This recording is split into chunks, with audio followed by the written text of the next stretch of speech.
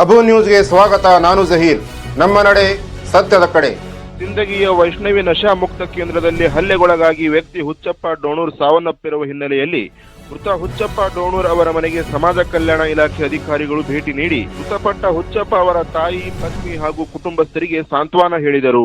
ಈ ಸಂದರ್ಭದಲ್ಲಿ ಸಮಾಜ ಕಲ್ಯಾಣ ಇಲಾಖೆ ಅಧಿಕಾರಿ ಭವಾನಿ ಪಾಟೀಲ್ ಅವರು ಮೃತ ಕುಟುಂಬಕ್ಕೆ 8.25 ಲಕ್ಷ ರೂಪಾಯಿ ಪರಿಹಾರ ಘೋಷಿಸಿದರು.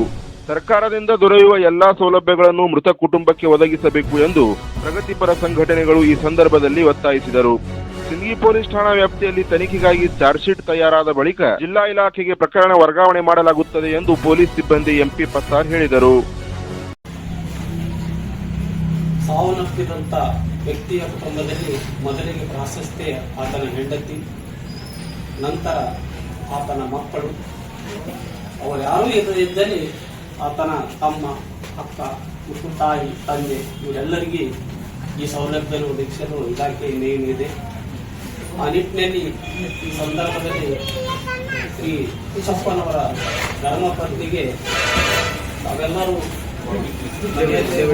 ನಮ್ಮ ಇಡೀ ಸಮಾಜದ ಎಲ್ಲ ಹಿರಿಯರು ಕೂಡಿ ಒಂದು ನಿರ್ಣಯನ ಕೈಗೊಂಡು ಯಾರಿಗಾದರೂ ಒಬ್ಬರಿಗೆ ನೌಕರಿ ವ್ಯವಸ್ಥೆ ತಾವು ಅಭಿವೃದ್ಧಿ ಸಲ್ಲಿಸಿದಲ್ಲಿ ಅವರಿಗೆ ನಮ್ಮ ಇಲಾಖೆಯಿಂದ ಪ್ರಸ್ತಾವನೆಯನ್ನು ಮಾನ್ಯ ಜಿಲ್ಲಾಧಿಕಾರಿಗಳು ಮತ್ತು ಈಗ ಪ್ರಾರಂಭದಲ್ಲಿ ತುರ್ತಾಗಿ ಕುಟುಂಬಕ್ಕೆ 8,25,000 ಪರಿಹಾರ ಧನವನ್ನು ನಾವು ಇಲಾಖೆಯಿಂದ ಮಾನ್ಯ ಜಿಲ್ಲಾಧಿಕಾರಿಗಳು ನೀಡುತ್ತಾರೆ. ಅದರಲ್ಲಿ ಪ್ರಾರಂಭ ಈಗ FIR ಆಧಾರದ ಮೇಲೆ 4,12,500 ರೂಪಾಯಿಯನ್ನು ಬಹುಶಃ ಮಂಗಳವಾರ, ಬುಧವಾರ 2 ದಿವಸದ ಒಳಗಾಗಿ ಮಾನ್ಯ ನಮ್ಮ ಜಿಲ್ಲಾ ಉಪನಿರ್ದೇಶಕರು ಫೋನಿನ ಸಂದೇಶವನ್ನು ತಿಳಿಸಿದಂತೆ ಮತ್ತು ಹಿರಿಯರಿಗೂ ಫೋನ್ ಮಾಡಿ ಅವರು ತಿಳಿಸಿದ್ದಾರೆ. ಆ ರೀತಿ ನಾವು ಅತಿ ಬೇಗ ಈ ಕಾರ್ಯದಲ್ಲಿ ನಾವು ತೊಡಗಿಕೊಂಡು ತಮಗೆ ನ್ಯಾಯ ಒದಗಿಸುವ ರೀತಿಯಲ್ಲಿ ನಮ್ಮ ಇಲಾಖೆಯಿಂದ ಏನು ಮಾಡಬೇಕಾಗಿದೆ ಅದೆಲ್ಲವನ್ನು ಈ ಕುಟುಂಬಕ್ಕೆ ನಾವು ನ್ಯಾಯ ಒದಗಿಸುವ ಕಾರ್ಯದಲ್ಲಿ ನಾವು ತೊಡಗುತ್ತೀವಿ.